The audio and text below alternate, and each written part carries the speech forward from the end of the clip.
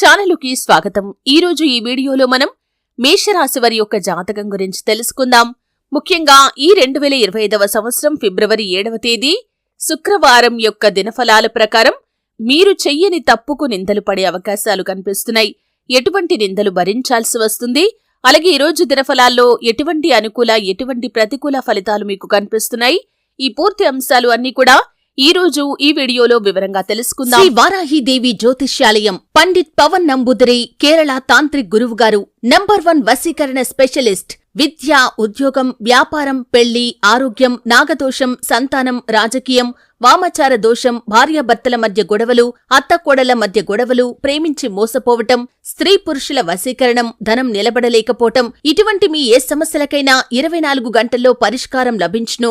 సంప్రదించాల్సిన phone number 9043637512.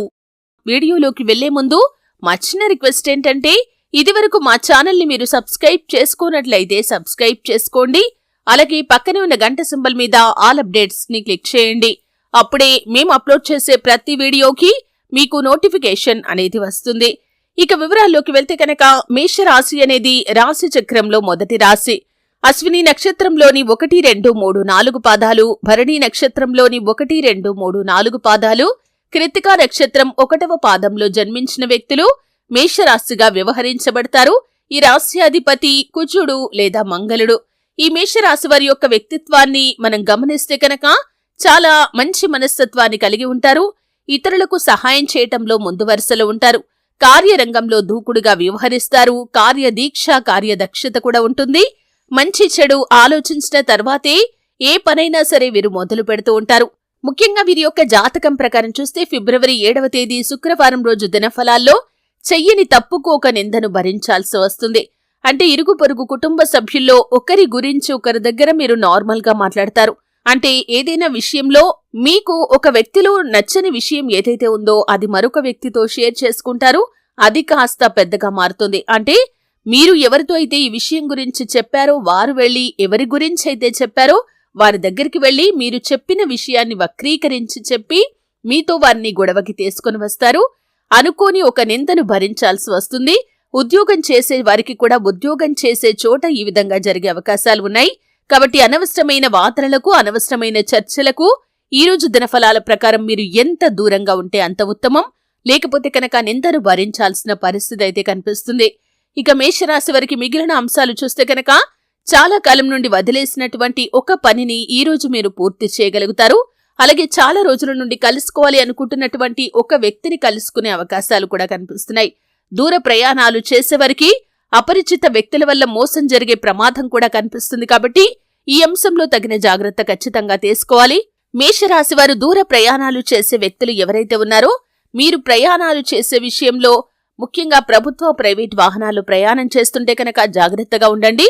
లేకపోతే చోర భయం అనేది కనిపిస్తుంది. కాబట్టి విలువైన వస్తువులు, డబ్బులు లేదా మొబైల్ ఫోన్స్, బంగారం దొంగిలింపబడే అవకాశాలు ఉన్నాయి. ముఖ్యంగా రైళ్లలో రాత్రి సమయాల్లో ప్రయాణం చేసేవారు జాగ్రత్తగా ఉండండి. అలాగే మేషరాశి వారి యొక్క జాతకం ప్రకారం ఈ రోజు దినఫలాల్లో మీకు అంటే ఉద్యోగస్తులకి పై అధికారుల నుండి ప్రశంసలైతే దక్కుతాయి. మీరు పడ్డ శ్రమను వారు గుర్తించి మీ పైన ప్రశంసల వర్షాన్ని కురిపిస్తారు. అలాగే ఆర్థిక పెరుగుదల గురించి మీకు గుడ్ న్యూస్ చెప్పే అవకాశాలు కూడా కనిపిస్తున్నాయి. వ్యాపారస్తులకి కుటుంబ సభ్యుల నుండి సంపూర్ణ మద్దతు లభిస్తుంది. వారు మీకు ఒక విషయంలో చాలా హెల్ప్ చేస్తారు. ముఖ్యంగా వినియోగదారులను ఆకర్షించే మార్పులు, చేర్పులు చేయటానికి మిమ్మల్ని ప్రోత్సహిస్తారు. ఆ విషయంలో మీకు బాగా సహాయం అయితే చేస్తారు. అలాగే చాలా కాలం నుండి ఎదురు చూస్తున్నటువంటి వ్యాపార విస్తరణకు సంబంధించి ఒక కీలకమైన నిర్ణయం కూడా మీరు తీసుకోబోతున్నారు. అలాగే కుటుంబ సభ్యులతో ఈరోజు ఎక్కువగా సమయాన్ని గడుపుతారు. నూతన వ్యక్తి పరిచయం కూడా ఈరోజు ఉంటుంది. కానీ ఈ రోజు దినఫలాల ప్రకారం ఈ యొక్క మేషరాశి వారు బయటి ఆహార పదార్థాలకి దూరంగా ఉండండి. లేకపోతే విరేచనాలు, వాంతులు మిమ్మల్ని ఇబ్బంది పెడతాయి. అంటే ఫుడ్ పాయిజన్ జరిగే అవకాశాలు కనిపిస్తున్నాయి. కాబట్టి ఈ అంశంలో తగిన జాగ్రత్త ఖచ్చితంగా తీసుకోవాలి. అయితే మేషరాశి వారు ప్రతికూలతలను అనుకూలంగా మార్చుకోవడానికి శివారాధన తప్పనిసరిగా చేసుకోండి. ఆ శ్రీరామచంద్రమూర్తిని, సీతా అమ్మవారిని భక్తి శ్రద్ధలతో ఆరాధించండి. సుబ్రహ్మణ్యేశ్వర స్వామిని ఆరాధించండి. మీకు తోచినంతలో మీ శక్తి మేరకు దాన ధర్మాలు చేయండి. అపారమైన పుణ్యఫలాన్ని ఖచ్చితంగా మీరు పొందుకుంటారు. చూశారు కదండి, వీడియో నచ్చితే ఖచ్చితంగా లైక్ చేయండి. మరిన్ని మంచి మంచి వీడియోల కోసం ఇప్పుడే